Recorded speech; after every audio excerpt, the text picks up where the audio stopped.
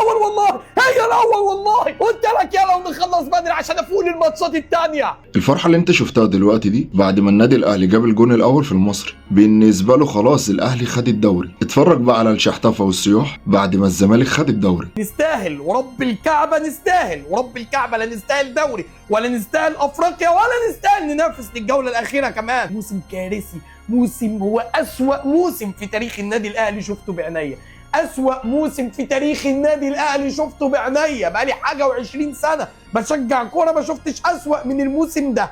موسم هو الأسوأ، عمري ما هنساه، عمره ما هيخرج من دماغي. من أول الكابتن محمود الخطيب، إدارة النادي الأهلي كاملة، الجهاز الإداري كله، الجهاز الفني والمدرب البطيخة واللي قبله، هو واللي قبله، من أول ريبيرو للي بعديه للزفت يسترب، المدربين الميتين اللي ما اعرفش بيجوا لنا منين، للعيبة، لمشاكل في أوضة اللبس، لمشاكل في المدرج، لمشاكل في كل حتة من النادي الأهلي. كان لازم ده يكون نتيجة الموسم، كان لازم ده يكون النهاية، كان لازم إن أنت تكون في المركز الثالث تلعب كونفدراليه، البطوله اللي ما تليقش ابدا ابدا ابدا بالنادي الاهلي، اقسم بالله كان لازم يكون ده نهايه الموسم بتاعك.